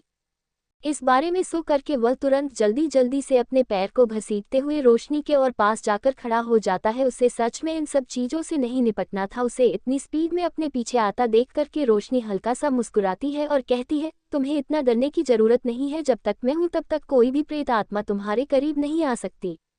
लगभग 15 तल्ला सीढ़ियां चढ़ना काफी मुश्किल काम था, वह भी तब जब दोनों जन जो सीढ़ियां चल रहे थे दोनों को शरीर में जगह जगह पर चोट लगी हुई थी और बेचारे मोहित का तो पैर ही इतना ज्यादा दर्द कर रहा था कि जब तक वह लोग अपार्टमेंट के पास पहुंचे थे पूरी तरह से पसीने में लगभग वह लंबी गहरी सांस ले रहा था। वही रोशनी अपने बैग में से एक पानी का बोतल निकलती है, थोड़ा अपनी खुद पीती है और फिर बोतल उसके बिल्कुल बगल में खड़े होकर के अभी भी हाफ रहे मोहित को देती है। मोहित थैंक्स बोल करके बोतल लीटर पानी पी लेता है। इस समय उसे एक सेकंड के लिए भी चला नहीं जा रहा होता है। रोशनी थोड़ा आगे बढ़कर जब उसे फ्लो को देखते हैं तो उसकी आंखें छोटी हो जाती है। वही अपने पैर को बड़ी मुश्किल से घसीटकर रोशनी के पीछे आकर खड़े होने वाला मोहित जब उसे फ्लो को देखा है तो वह पीछे घूमकर वापस भागने के बारे में सोचने लगता है। पूरा फ्लो एकदम अंधेरे से गिरा रहता है, बस एक ट्यूबलाइट जल रही होती है, वह भी ब्लिंक कर रही होती है। इस समय एक अजीब सा कोर उसे फ्लो को ढक रखा होता है। जैसे ही रोशनी अपना एक कदम आगे बढ़ती है, कुत्तों के रोने की आवाज उनके कानों में सुनाई देती है। मोहित को कल की सारी घटनाएं याद आ रही होती है, कैसे पहले कुत्ते की रोने की आवाज और उसके बाद उसका पूरा दिमाग एकदम ब्लैक हो गया था। वह कस के रोशनी के बैग को पकड़ लेता, उसका बिल्कुल मन नहीं था रोशनी से दूर जाने का। रोशनी उसकी तरफ एक नज़र डालते हैं और एकदम धीरे से कहती है, याद रखना, बिल्कुल धीरे, एकदम धीरे, और डरना मत, जितना तुम डरोगे उतना यह आत्मा तुम्हें डराएगी। मोहित रोशनी की बातें सुनकर खुद को शांत करने की कोशिश करता है, लेकिन वह लोग जैसे ही मोहित के अपार्टमेंट के दरवाजे के हैंडल को पकड़ते हैं, वह एक तो ब्लैंक कर रही ट्यूबलाइट अचानक से ब्लास्ट हो जाती है और एक जोर की आवाज़ उसे सुनसान फ्लोर पर गूंजने लगती है। मोहित जोर की आवाज़ से चलता है और रोशनी से दूर हो जाता है। जैसे ही वह रोशनी के पीछे हटता है, दो हाथ दरवाजे के अंदर से निकाल करके उसके कंधे को पकड़ करके उसे पीछे खींचने लगते हैं। ये देखकर रोशनी अपने पॉकेट में हाथ डाल करके एक चांदी का चाकू निकलती है और उसे उन हाथों को काट देती है। रोशनी के हाथों को काटते ही मोहित पर उसकी पकड़ ढीली हो जाती है। मोहित डर के मारे पीछे हट जाता है और इस बार रोशनी के पीछे आकर खड़ा हो जाता है और तुरंत अपनी आंखें बंद कर लेता है, क्योंकि अभी अभी रोशनी ने जिस हाथ को काटा होता है उसके अंदर से और पीले पीले कीड़े निकल रहे होते हैं। वह इतना घिनौना होता है, इसकी तरफ उसे देखा भी नहीं जा रहा होता है। अभी भी लगभग जिंदा वह हाथ छटपटाना लगता है। ये देख करके रोशनी एकदम धीरे से एक बात कहती है, चांदी की अभिमंत्रित इस कतार के आगे तुम्हारे जैसी छोटे किस्म की प्रीत आत्माओं का बचना नामुमकिन। फिर रोशनी अपने पीछे डर के दुबक कर बैठे मोहित को देखते हुए कहती है, वैसे तुमसे 6 लाख रुपए लेने का एक कारण ये चांदी की छोरी भी थी। उन्होंने इंग्रेडिएंट्स कितने इंपॉर्टेंट होते हैं कुछ भी बनाने के लिए। वही डर के मारे बेचारे मोहित से सांस भी नहीं लिया जा रहा होता है। उसे अब भी अपने कंधे पर भयंकर जलन हो रही होती है और बहुत दर्द भी हो रहा होता है। इस समय वह बस यही उम्मीद कर रहा था किसके कंधे पर वैसे निशान न पड़े हो जैसे उसके पैर पर पड़े थे, क्योंकि उसे हाथ में उसे सिर्फ 10 या 5 सेकंड के लिए पड़ा था।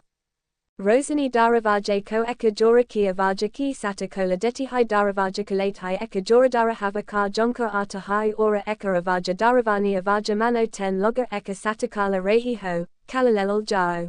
उसे हवा के झोंके के कारण रोशनी और मोहित दोनों ही 3-4 कदम पीछे ले लेते हैं। बहन इतना तेज होता है कि दरवाजा भी अपने आप उनके मुंह पर बंद हो जाता है। ये देख करके मोहित रोशनी की तरफ देखते हुए कहता है, एक काम करते हैं, इसे ऐसे ही छोड़ देते और हम लोग चले जाते हैं। बेकार में जब कुछ बिगाड़ नहीं रहा तो फिर इन सब चीजों में फंसना क्या। उद्धरण चिन्ह। उसकी बात को सुनकर के रोशनी उसकी तरफ घूमती और उसके कॉलर को पकड़ के उसे 3-4 बार अच्छे से झंझोड़ते हुए कहती है, बेवकूफ़ आदमी, तुम्हें पता भी तो क्या कह रहे हो तुम? अभी पूछ रहे थे ना कि तुम्हारे इस फ्लो पर तुम्हारा एक भी पड़ोसी क्यों नहीं दिख रही। यह सब चलावे का असर है क्या? तुम चाहते हो कि तुम्हारी गलती की वजह से, तुम्हारे लापरवाही की वजह से इतने सारे बेकसूर लोगों की जान चली जाए? तुमने तो खुद को बचा लिया, वह लोग कैसे खुद को निकलेंगे सबसे? और तुम्हें क्या लगता है पूरी बिल्डिंग इसके काबू में नहीं आएगी? इन शक्तियों को ताकतवर होने मौका हम इंसान देते हैं और डर के डुबोकर रह जाते। अपने किए गए कामों का फल हम लोग भोगने से क्यों कतराते हैं? तुमने कितनी आसानी से कह दिया छोड़ देते। तुम्हें पता है अगर यह शक्ति ताकतवर हो गई तो कितने लोगों को फंसा सकती है? जितनी आत्माएं ये शक्ति सुखेगी उतनी शक्तिशाली बनेगी। इसलिए चुपचाप मेरे पीछे रहो, नहीं तो मैं तुम्हें चारे की तरह इस्तेमाल करूंगी और तुम्हें आगे कर दूंगी। मोहित जैसे एकदम से होश में आता है और कांपते हुए कहता है, नहीं madam, please I am so sorry ma'am, मैं यहाँ से नहीं जाऊंगा, पर प्लीज मुझे आगे मत करिए प्लीज। रोशनी मोहित का कलर छोड़ देती है और आगे बढ़कर के दरवाजा एक बार फिर से खोलता है। इस बार भी वह तेज हवा का झोंका आता है, लेकिन रोशनी इस बार डांट के खड़ी होती है और हवा के झोंके के आगे चलने लगती है। वहीं मोहित भी एक हाथ से रोशनी के बैग को पकड़ करके दूसरे हाथ से अपने पैर को आगे की तरफ घसीट रहा होता है। इस समय वह बहुत ज्यादा दर्द में होता है, लेकिन रोशनी के बाद भी 100% सही होती है, इसीलिए वह हिम्मत करके रोशनी के पीछे पीछे आगे जाता है। जैसे जैसे वह लोग बेडरूम के दरवाजे के करीब पहुंच रहे होते, हवा का भाव और भी ज्यादा तेज हो गया रहता है और बेडरूम का दरवाजा खोलते ही विंडचम के बजाने की आवाज पूरे अपार्टमेंट में गूंजने लगती है। इसका सबसे ज्यादा असर मोहित पर होता है। मोहित अपने दोनों कान बंद करना चाहता है, लेकिन ऐसा करने के लिए उसे रोशनी के ऊपर अपनी पकड़ ढीली करनी पड़ेगी और यह करने की हिम्मत मोहित में नहीं थी। मोहित को इतनी तकलीफ में देख करके रोशनी उसकी तरफ 2 हुई के गोले फेंकती और विंड चाइम की आवाज को न्यूट्रलाइज करने के लिए तेज से चलाकर कहती है, इन्हें पहन लो, इससे तुम्हारे ऊपर कम असर होगा। रुद्र बिना कुछ सोचे समझे हम हुई के गोलक अपने कान में डाल देता है। सच में आवाज लगभग आधी हो गई होती है, जिस वजह से रुद्र खुद को शांत करते हुए गहरी सांस लेता है। लेकिन जब उसकी नज़र रिंग चैन पर पड़ती है तो उसे लगभग उल्टियां आ रही होती है, क्योंकि वहां पर वही कीचड़ जैसा वह छलावा होता है जो कि इस समय अपनी खाली आंखों से उसे ही देख रहा होता है। उसके दोनों हाथ भी इस समय उसके पास नहीं होते, क्योंकि रोशनी ने उन्हें काट दिया होता है और वहां से धीरे धीरे करके पीपी रीस रही होती है।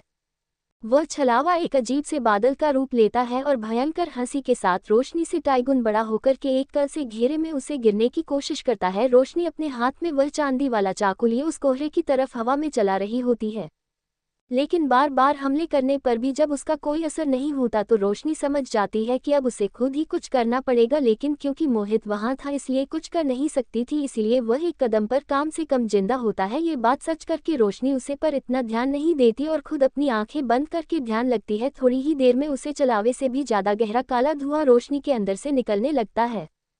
देखते ही देखते 2 अलग अलग रंग की काली ताकत एक दूसरे से टकराती है। बाहर का मौसम बहुत ज्यादा खराब हो गया होता है। एक साथ प्रकृति के 2 शक्तिशाली जीव एक दूसरे से टकरा रहे हो तो यही होता है। थोड़ी देर में जब हवा की रफ्तार से कोर चढ़ता है तो छलावा अपने सामने रोशनी को नहीं बल्कि एक उससे भी कई गुना ज्यादा शक्तिशाली प्रेत आत्मा को देखता है।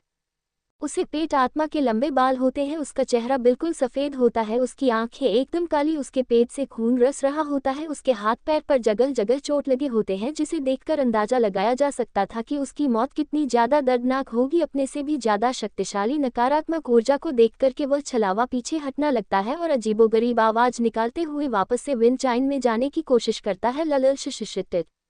लेकिन रोशनी ऐसा होने नहीं देने वाली थी। वह अपने हाथों को आगे करके एक अजीब से एंगल से घुमाती है और एक तेज रफ्तार के साथ उसे दिन टाइम को वही बिल्डिंग पर से उखाड़ करके सीधा बालकनी से नीचे फेंक देती है और खुद वैसे ही आत्मा रूप में बालकनी के सामने जाकर के 15 तले की बिल्डिंग से नीचे कूद जाती है। वह विंड चाइम जैसे जैसे नीचे गिर रहा होता है वह छलावा वैसे वैसे उसे विंड चैन से भी बाहर आने की कोशिश करने लगता है, लेकिन रोशनी नीचे गिरते गिरते अपना मुंह खोलते हैं और उसके मुंह से एक अलग तरह की तरंगे बाहर आती है जो कि नीचे बाउंस हो करके फिर ऊपर की तरफ उसे विंड चाइम को धक्का देती है। और जब वह वेंचर में एकदम उसके सामने आ जाता है तो रोशनी अपनी चांदी की चाकू से उसे विंड चाइम को कई सारे टुकड़ों में एक ही बार से काट देती है।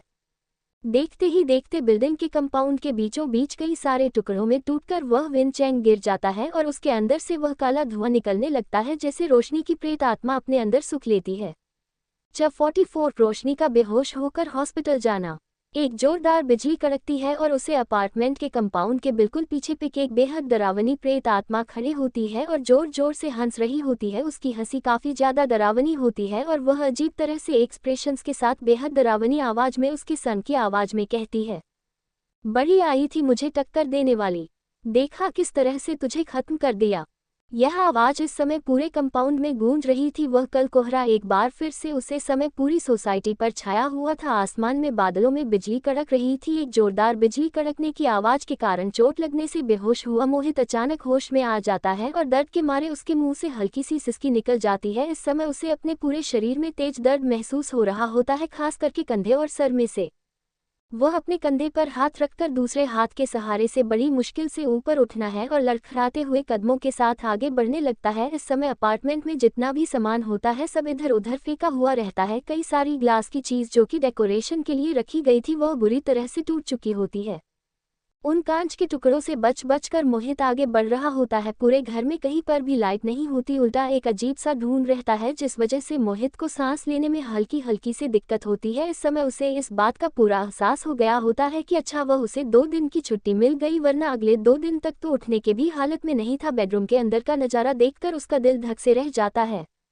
बेडरूम की हालत काफी ज्यादा बिखरी हुई रहती है। बेड के गद्दे पर किसी के नाखूनों के खरोचों के निशान रहते। उसे समझ नहीं आता क्या के सामने है क्या, लेकिन वह बालकनी के गेट से बालकनी की स्लाइडिंग डोर के साइड में किसी इंसान के बेहोश होने की आउटलाइन बन सकता था। रोशनी बेहोश है ये देखकर मोहित के पूरे बदन में थरथरी से कम गई थी। उसे समझ नहीं आ रहा था कि अगर रोशनी उसे आत्मा से लड़ते लड़ते बेहोश हो चुकी है तो फिर उसे आत्मा से कौन लड़ रहा था, और इसका यह मतलब है कि हे भगवान, अगर रोशनी में हमको कुछ हो गया तो रुद्र सर मुझे खा जाएंगे, और रुद्र सर से पहले वह आत्मा जिसे रोशनी में हमको बेहोश कर दिया वह मुझे। यार यहाँ तो दोनों ही साइड से मुसीबत है। अरे बेवकूफ़ आदमी, पहले जाकर देखा तो ठीक है या नहीं? अगर उन्हें कुछ हो गया तो आत्मा से ज़्यादा बुरा हाल तेरा हो जाएगा। चल चल। मोहित अपने पैर को घिसारते हुए बड़ी मुश्किल से आगे जाता है और वहां पर वह देखता है कि रोशनी सिर्फ बेहोश हुई है। ये देख करके वह लंबी गहरी सांस लेता है। चलो अच्छा है, ये सिर्फ बेहोशी हुई है, और उन्हें जगाने की कोशिश करने लगता है। पर वह इस समय रोशनी को देखने में इतना खाया था कि उसका ध्यान इसकी बालकनी से अचानक से किसी की आहट को महसूस करके उधर घूमती है, और वहां पर मोहित को बैठा हुआ देखते हैं जो कि इस समय उसी के शरीर को हिला करके जागने की कोशिश कर रहा था। ये देख करके वह अपना एक हाथ हवा में करती है। वह सारा काला धुआं एक धक से घूमने लगता है और फिर एक हवा का रुख लेते हुए बिल्डिंग की तरफ बढ़ने लगता है। दूसरी तरफ मोहित, जो कि रोशनी को उठाने की कोशिश कर रहा था, काफी देर तक कोशिश करने के बाद भी जब रोशनी को उठा नहीं पता तो घबरा जाता है। वह उठ करके बेडरूम में ही वहीं कोने में गिरे अपने बैग को ढूंढने लगता है। उसे अच्छे से याद था, जब वह बेडरूम के डोर पर खड़ा था तब उसके हाथ में उसका बैग था। उसके बाद जब वह हाल की दीवार से टकराया तब उसका बैग यही बेडरूम में शायद गिर गया था। वह काफी देर तक अपनी बात खोजना है, तभी अचानक से उसे दूर से रिंगटोन की आवाज सुनाई देती है। जब वह शाबाश की दिशा में जाता है तो उसका बैग वहीं पर पड़ा होता है और फोन अंडर में रहता है। फ्लैशलाइट सिस्टम ऑन करने के कारण जब भी कॉल आता था तो उसका फ्लैशलाइट ब्लैंक करने लगता था। मोहित अपने बैग का चेन खोल करके फोन निकलता है। कार्तिक का फोन आ रहा होता है। वह जल्दी से कार्तिक को कॉल करते हुए उसे बताता है, कार्तिक मेरे भाई कहाँ पर है तू? वही मोहित की रोने की आवाज़ सुनकर के अभी अभी एयरपोर्ट से निकला कार्तिक अपनी घड़ी की तरफ देखा और कहता है, यार मैं तो अभी अभी फ्लाइट से निकला हूँ, इस समय एयरपोर्ट के बाहर खड़ा हूँ, क्या हुआ? मोहित रोशनी के बारे में सो करके और भी ज़्यादा घबरा जाता है और कहता है, अरे यार ये बातें ऐसी है ना जो फ़ोन पर नहीं की जा सकती। जल्दी से यहाँ पर आज मेरे अपार्टमेंट के बिल्डिंग के अंदर एक बड़ा कांड हो गया है। तू आएगा तो मैं तुझे लाइव डेमोन्स्ट्रेशन दूंगा और तुझे मेरी बात पर यकीन करना ही पड़ेगा। उद्धरण चिन्ह। वही कार्तिक अपने फ़ोन की तरफ देखते हुए कहता है, ए बेवड़े, रात को 2:30 बजे मैंने तुझे तेरी नशे में कही गई बातें सुनने के लिए फ़ोन नहीं किया है, बल्कि इसलिए फ़ोन किया था कि अगर तेरे घर में कुछ हो तो बता, मैं आकर खा सकूं। ये सुनकर के मोहित रोते हुए कहता है, अरे भाई मैं बेवड़ा नहीं हूँ, तू तो फ्लाइट में था, तुझे क्या पता मेरे साथ क्या क्या हुआ। 24 घंटे में वक्त बदल गया, जज्बात बदल गए, हालात बदल गए और मेरे पूरे बदन में चोटों के निशान बदल गए। जल्दी से आज मैं अकेले और यह सब नहीं खेल सकता। वही कार्तिक एयरपोर्ट के बाहर इधर उधर देखते हुए कहता है, रोना बंद कर दे। लंबी गहरी सांस ली और मुझे बता आखिर हुआ क्या है। ये सुनकर के मोहित और जोर जोर से रोने लगता है और कहता है, जब तक तू आएगा नहीं तुझे मेरी बात पर यकीन नहीं होगा, तुम मुझे बेवड़ा ही बोलता रहेगा। और यहाँ पर जल्दी यार, साथ में कोई गाड़ी लेकर रोशनी में भी हो जाए, पता नहीं कब से पड़ी हुई है, मैं अस्पताल ले जाना पड़ेगा मुझे लगता है।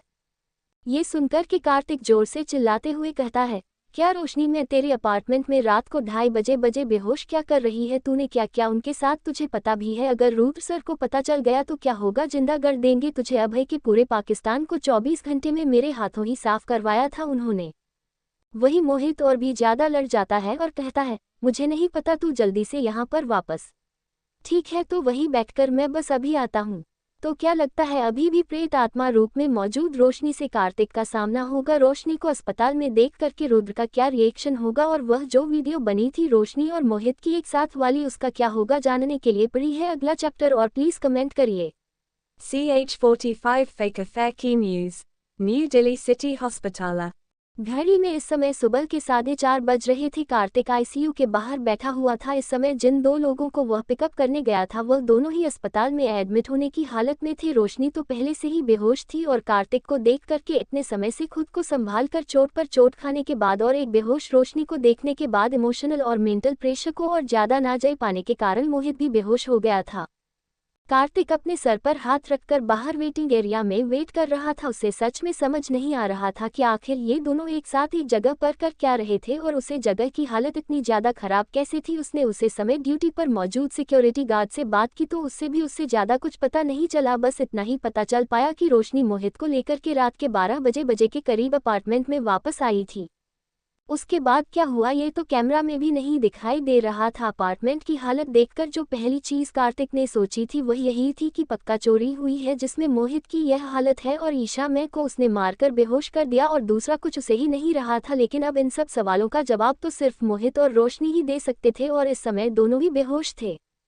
कार्तिक अपने बैग में से एक बोतल पानी निकाल कर पीता है और फ्रस्ट्रेशन के कारण अपने बालों में आगरे से अपने हाथ फिरते हुए सोचने लगता है, यह मोहित बिना एक साथ नए नए पंगे ले लेता है, पता नहीं ये दोनों एक साथ वहां पर कर क्या रहे थे, वह भी इतनी रात में। अपार्टमेंट तो इस तरह से हो गया था जैसे काबाद खाना है, बेड टूटा हुआ, गड्ढे फटे हुए, तकिया फटी हुई, कुछ ठीक से नहीं था, सब उल्टा पुल्टा था। अगर यह कोई अटेम्प्ट तो मर्डर या चोरी का केस है ना, तो फिर रोशनी मैमो को इसमें फंसाने के लिए मोहित तो गया, अभी कर देंगे। सब सो रहा होता है कि अचानक से उसका फोन बजने लगता है। वह अपना फोन निकाल कर चेक कर रहा होता है तो रुद्र का फोन आ रहा होता है। उसे समझ नहीं आ रहा होता कि फोन उठाएं या छोड़ दे, क्योंकि रुद्र से झूठ नहीं बोलना चाहता था। आखिर बात उसकी पत्नी की थी और सच अगर वह बोलता तो मोहित की किस्मत फूट जाती।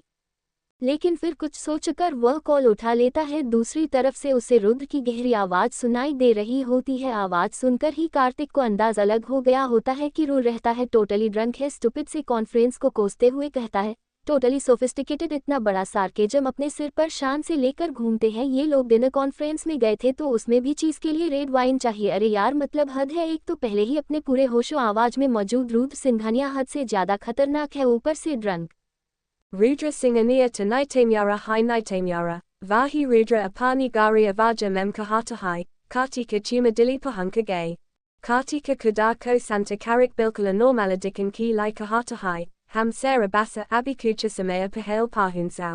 वहीं दूसरी तरफ अपने प्रेसिडेंशियल स्वीट में सोफे पर बैठा रुद्रा सामने घड़ी की तरफ देखते हुए कहता है, सुबह 8 बजे मेरी फ्लाइट है, इसीलिए तुम 9:30 बजे तक मुझे पिकअप करने आ जाना। वह क्या है ना, तुम्हें तो पता ही होगा मोहित की तबीयत खराब है, उसे मैं छुट्टी दिया है।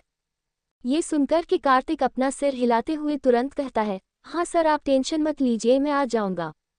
कार्तिक को लगता है क्या फ़ोन कट करना है, इसलिए वेट करता है कि रुद्र सामने से फ़ोन कट करे, लेकिन उसे फिर से एक बार रुद्र की आवाज़ सुनाई देती है, अच्छा सुनो, रोशनी के पीछे तुम सेक्रेट गार्ड लगाओ। ये सुनकर कि कार्तिक के कान खड़े हो जाते हैं और वह आईसीयू की तरफ देखते हुए सोचने लगता है, कहीं सर को ये शक तो नहीं हुआ कि उनकी पत्नी मोहित के साथ मिलकर उन्हें धोखा दे दिया और इसीलिए सीक्रेट गार्डों के साथ मिलकर जासूसी करने का प्लान है। इसीलिए कार्तिक पूछते हुए कहता है, सर पहले से ही उसे एक्सीडेंट के बाद बॉडीगार्ड की टीम अपार्टमेंट में एक्टिव रहती है, तो फिर सेक्रेट गार्ड्स। ये सुनकर के रुद्र थोड़ा चीढ़कर कहता है, जितना कहा उतना करो, ज़्यादा सवाल मत पूछो, ठीक है। वहीं दूसरी तरफ इस समय बड़ी मुश्किल से अपनी आंखें खोल पा रहा है रुद्र कहता है, दादाजी काफ़ी समय से मिलने के लिए बुला रहे हैं, उनसे मिलने जाना है, इसीलिए तुम मेरी सेक्रेटरी टीम से कांटेक्ट करके कल का मेरा शेड्यूल फ्री करवाओ और दोपहर तक अरेंजमेंट करो, मैं नहीं चाहता कि कोई सरप्राइज अटैक हो। ये सुनकर कि कार्तिक का दिमाग ब्लैक हो जाता है, उसे समझ नहीं आता कि अब क्या करे। अगर सच में कल दोपहर में ये लोग दादरी से मिलने की प्लानिंग कर रहे हैं तो फिर इसका मतलब यह है कि अगर रोशनी मैडम कल तक नहीं होती तो फिर क्या होगा। इतना सोच करके कार्तिक तय कर लेता है कि आप तो उसे सच बताना ही पड़ेगा, पर वह जैसे ही कुछ कहने वाला होता है दूसरी तरफ से फ़ोन कट हो जाता है। ये देख कर कि कार्तिक गुस्से में आकर अपने ही सिर पर अपना हाथ मारते हुए कहता है, मेरी किस्मत ही खराब है, अभी रोहित के चक्कर में मुझे भी फंसना पड़ेगा। कार्तिक अभी परेशान हो ही रहा होता है, कितने में डॉक्टर भागते हुए कार्तिक के पास आता है और उसकी तरफ डर के साथ देखता है। कारण भी था क्योंकि कार्तिक और रुद्र का गुस्सा सिंघाना ग्रुप का इंडस्ट्रीज के लोगों में काफ़ी ज़्यादा फेमस है। एम्प्लॉइज को पता है कि उनके प्रेसिडेंट का ये स्पेशल वर्कर असल में कुछ ज़्यादा ही गुस्सा है और मुक्का लात में यकीन रखता है। वही उसे डॉक्टर को इस तरह से डरता हुआ देख करके कार्तिक चिल्लाते हुए कहता है, क्या हुआ, बोलोगे नहीं तो मेरा ब्लड प्रेशर बढ़ जाएगा और मेरा बड़ा ना तो मैं तुम्हारा ब्लड प्रेशर बिगाड़ दूंगा। वह डॉक्टर तुरंत 2 कदम पीछे लेता है और डरते डरते कहता है, दरअसल वह जो मोहित सर है उनके पैर का इन्फेक्शन काफ़ी ज़्यादा बढ़ गया है, उन्हें ठीक से ध्यान रखना बोला गया था पर उन्होंने कुछ ज़्यादा ही अपने पैरों का इस्तेमाल किया है, इसीलिए उन्हें तो अगले 2 दिन हॉस्पिटल में ही एडमिट रहना पड़ेगा। इसके साथ साथ उनका बहना कंधा डिसलोकेट हो गया था और शरीर में कई जगह सूजन भी है। ये सुनकर कि कार्तिक अपने सिर पर हाथ मारते हुए कहता है, और वह जो औरत है उसका क्या, वह भी तो बोलना होगा ना, वह किसके बोलने का इंतजार कर रहे हो। डॉक्टर एक बार फिर से डरते डरते कहता है, वह तो ठीक है, बस शायद गहरी नींद में है, सुबह तक उन्हें होश आ जाएगा। ये सुनकर कि इतनी देर बाद आखिरकार कार्तिक राहत की सांस लेता है, बच गया, बस सुबह जैसे ही मैडम को होश में आएगा सबसे पहले उन्हें घर भेजना पड़ेगा। वहीं दूसरी तरफ मीरा इस समय सुबह सुबह ब्रेकफास्ट बना रही होती है और बार बार घड़ी की तरफ देख रही होती है, अपने हाथों में ब्रश लिए, और अभी भी आधी नींद में ईशान बड़ी मुश्किल से अपने पैर उठा उठा कर बेसिन की तरफ जाते हुए लगभग रोने से आवाज में कहता है, यार मेरे समझ नहीं आता, मेरे टाइमिंग नॉर्मली 10 बजे की रहती है, पर जब से प्रमोशन हुआ है 8 बजे जाना पड़ता है। पता नहीं इस बॉस को मेरे से क्या दुश्मनी थी जो दिन में 2 घंटा बढ़ा दिया। ये बात सुनकर के मीरा अपनी आंखें घूमती और कहती है, इतने बड़े आलसी इंसान हो ना तुम, मतलब जिस आदमी ने तुम्हें प्रमोशन दिया उसी को पूछ रहे हो, शर्म है तुम्हारे अंदर एकदम भी, और जल्दी जल्दी करो, ऑलरेडी 6:30 बच्चों के बाथरूम में तुम ऐसे ही 1 घंटा लगाने वाले हो, कब निकलना है? और हाँ, आते समय तुमने रुद्राक्ष को ठीक से और आया था ना, मौसम आज ठंडा है। ये सुबह सुबह लेक्चर सुनने के बाद ईशान का मुंह बन जाता है, लेकिन वह फिर भी दोबारा दांत नहीं खाना है ये सोच करके बाथरूम में जाते हुए कहता है, उड़ा दिया था मैंने वैसे तुमसे, ईशा ने कहा कि वह कब तक आएगी। ये सुनकर के मीरा एक बार ईशान की तरफ देखती और कहती है, 9:30 और ज़्यादा से ज़्यादा हो सकता है 11 बजे, लेकिन वह तब तक आ जाएगी। वहीं दूसरी तरफ ईशान तौलिया को अपनी गर्दन में लगाते हुए कहता है, इसका मतलब मैं मेरी बहन से मिल नहीं पाऊंगा, पता नहीं ये नैना को भी अभी ही मुसीबत में पड़ना था और उसको भी रोशनी से ही काम है। मेरा ईशान की कंप्लेंट को अनदेखा करती है और वापस अपना काम करने लगती है। थोड़ी देर में नहा धो करके और एक लोअर और लूज शर्ट पहने ईशान ब्रेकफास्ट करने के लिए आता है। उसके हाथ में फ़ोन होता है और वह इंस्टाग्राम को स्क्रॉल करते हुए डेली न्यूज़ चेक कर रहा होता है और कहता है, यार पता है सबसे अच्छा इंस्टाग्राम है और ट्विटर, पूरी दुनिया में कब क्या कहाँ है, क्या ट्रेडिंग पर है, सब कुछ पता चल जाता है। ईशान ट्रेडिंग लिस्ट चेक कर रहा होता है, लेकिन उसमें जो नंबर 2 पर जो ट्रेड कर रहा होता है वह देखकर उसके चेहरे का रंग उतर जाता है और उसने अपने हाथ में जो पानी का गिलास लिया था वह छूट करके जमीन पर गिर जाता है। उसे इस तरह से देखकर मेरा घबराते हुए उसके पास आती है और घबराते हुए पूछती है, क्या हो गया, अचानक से इतना घबरा क्यों रहे हो और पानी का गिलास क्यों छोड़ दिया? ये सुनकर के ईशान उसे बस काटते हुए हाथों से एक इंस्टाग्राम पोस्ट दिखता है, जिसे देख करके मीरा के चेहरे का रंग भी उड़ जाता है और वह एकदम सफ़ेद चेहरे के साथ घबराते हुए कहती है, ये तो सरासर झूठ है, ऐसा आखिर कब हुआ था और आखिर रोशनी के बारे में इतनी घिनौनी बात कोई क्यों लिख सकता है? मेरा इस समय बहुत ज़्यादा गुस्से में होती है। गुस्से में होने की वजह भी होती है, इस समय ट्रेडिंग पर चल रहा होता है कि मल्होत्रा खानदान की सबसे छोटी बेटी, जिसे मिस्टर मल्होत्रा ने अपने घर से बाहर निकाल दिया था, वह अपनी खूंटी किस्मत को चमकाने के लिए अपनी बड़ी बहन के कट बॉयफ्रेंड और मंगेतर और हाल ही में अमेरिका लॉर्ड रुद्र सिंघानिया का पीछा कर रही है और उसके करीब आने की कोशिश कर रही है, और इसके लिए तो उसने रुद्र के सेक्रेटरी तक को भी नहीं छोड़ा। और इस चीज़ को सपोर्ट करते हुए रुद्र और रोशनी की एक साथ की कई सारी फोटोज लगाई गई होती है, जिनमें कि आधी तो कॉलेज सड़क के समय की होती है और आधी किसी पार्टी की होती है। और वही अपने स्कूटर से मोहित को एक जगह ड्रॉप करते हुए और रात में उसके साथ कहीं जाते हुए की कई सारी फोटोज भी उसके साथ अटैच की गई होती है। और जो चीज़ सबसे ज़्यादा आई कैचिंग होती है वह एक खतरनाक स्टेटमेंट होता है, जो कि इस समय ब्रेकिंग न्यूज़ पर दिखाया जा रहा होता है। लाखों दिलों पर राज करने वाली अवार्ड विनिंग एक्ट्रेस के होने वाले बिलियनियर पति को उसकी सगी बहन ने छीने की कोशिश में उसी इंसान के सेक्रेटरी के साथ अफेयर पकड़ा गया। इस पूरी रिपोर्ट को इतना ज़्यादा आई कैसी वे में लिखा गया होता है और फोटोज़ का इतना गलत तरह से उसे किया गया होता है कि जिसको कुछ नहीं सोचा होगा वह भी सोचने पर मजबूर हो जाएगा। रुद्र की पॉपुलैरिटी के साथ साथ उसकी रेपुटेशन का भी इस्तेमाल किया गया होता है, जिसका फ़ायदा उठाकर के आकृति के फैंस रोशनी को भर भर की गालियाँ दे रहे होते हैं। Tafira Akira Kyareksana Hoga Rosani Aura Rudra Kar Isa Reportiko Deka Karak Mohita Ki Satarapani Patniko Deka Karak Rudra Kar Kya Rudra Midya